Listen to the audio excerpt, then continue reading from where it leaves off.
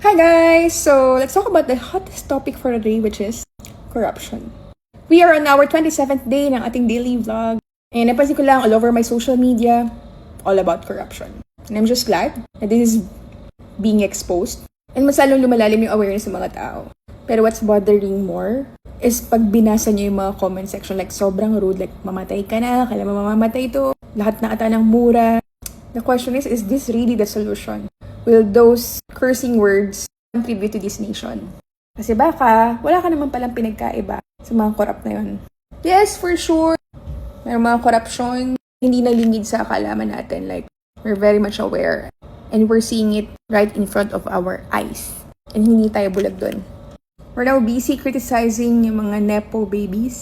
Kasi they have flashy cars, luxury trips, or even yung mga privileges nila are being flaunted all over social media. But honestly, we're just scratching the surface. Kasi the real issue here isn't just about those kids, those women, those Nepo babies flaunting their wealth online. The real question here is where that wealth are actually coming from. And what system allows this gap between rich and the struggling majority. Kasi sa totoo lang, when corruption is already embedded in business deals, government contracts, and even yung mga day-to-day systems, the effect is generational. It's not just one person living lavishly, it is the entire families securing that power and resources at the expense of the rest. However, wala naman tayo magagawa. Lilipas na naman ang isang issue, and then mayroon na naman another issue, hanggang sa nakalimutan na naman natin. Pero kasi ganun eh.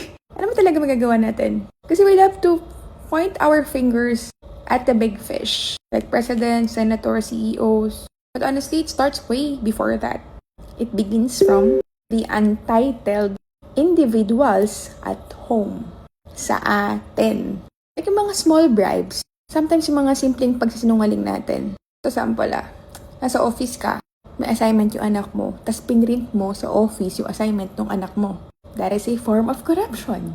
Nag-uwi ka ng pentel pen, ng ball pen, ng stapler, galing sa office mo, papunta sa personal use mo. That's corruption. Nag-time in ka, nag-time out ka, ng mas maaga, tapos ika-count mo siya as full-time work. Guilty ako dyan. That's also corruption. You're using the company car and yung fuel nun to the destination that is supposedly for your personal na lakad hindi sa work mo. That is also a form of corruption. Tayo, pag nagpaproseso tayo ng mga kung anek-anek, para ma-skip natin yung proseso or mapabilis natin yung proseso, naga-under the table tayo. The corruption is actually inside the office. It grows from those small cheats that actually people normalize.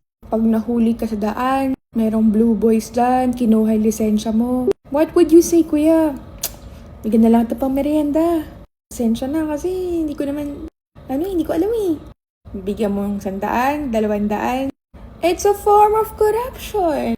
Guilty ako dyan. You're faking IDs. PWD, ID mo, para maka-discount ka, pineke mo. That's a form of corruption.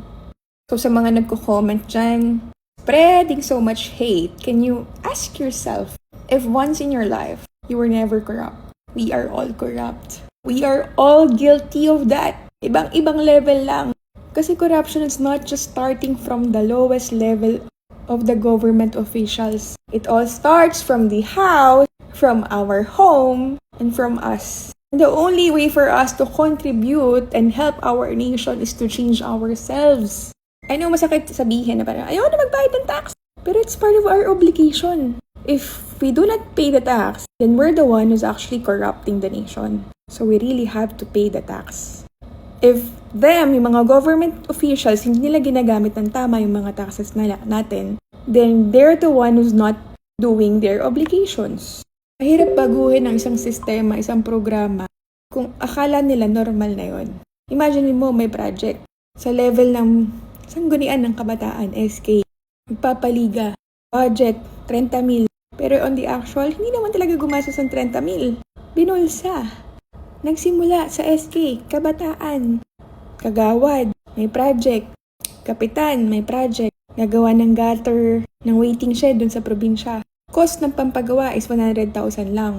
Pero magkano yung kinuha? 600,000. Bakit? Kasi in their minds, nagpaluwal ako ng 100,000 dyan. Siyempre may markup tayo dyan. Business. Lahat ng paluwal kailangan may markup. And the thing is, na-normalize. They don't even know na mali yung ginagawa nila. Sometimes, sa atin din naman, di natin alam na mali pala magpa-time in, time out. Di natin alam na bawal mag-uwi ng bond paper na galing sa kumpanya. Di natin alam na bawal mag-print to ng assignment ng anak mo. Why? Kasi na-normalize eh. Same din sa gobyerno natin. Yung corruption, na-normalize nila. Now, they think in their heads, they're not doing anything wrong. The thing is, those who are spreading hate and commenting are actually exactly the same, just like how those people are corrupting. Magkaibang level nga lang. Saklap, no? The only way for us to fix this, to somehow contribute and help our nation, is to really pray for our nation. Sometimes kasi ang isang sistema ang hirap tibagin yan. But it is only God who can make impossible possible. Ang isang bagay na normalize siya kapag mas marami ang gumagawa. Kung mas marami gumagawa ng korupsyon, then nanonormalize ang korupsyon. Nagiging sistema. But if we will stop this sa sarili muna natin, then maybe baka little by little, mabawasan ang korupsyon. It should all start from us. So I hope when we talk about corruption, we also have to think of ourselves. Are we not corrupting?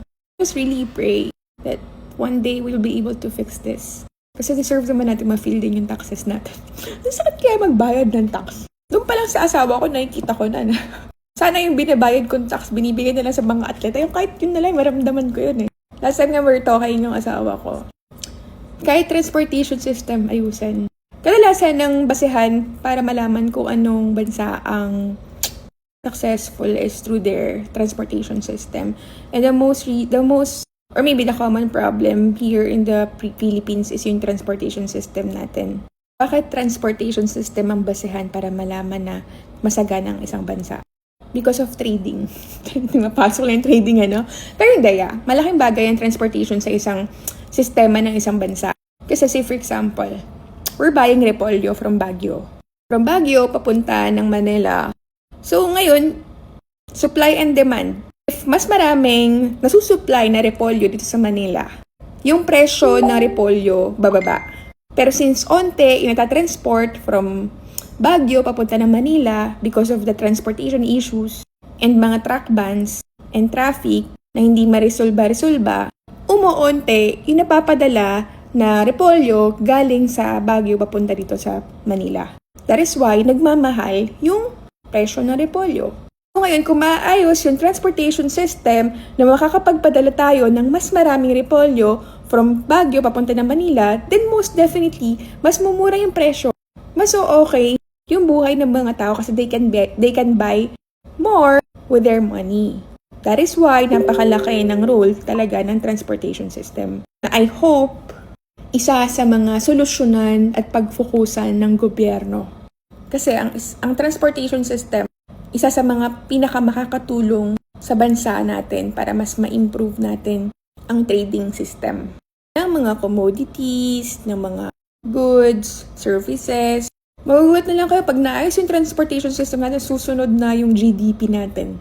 Mas may improve yung inflation. Domino effect na yan.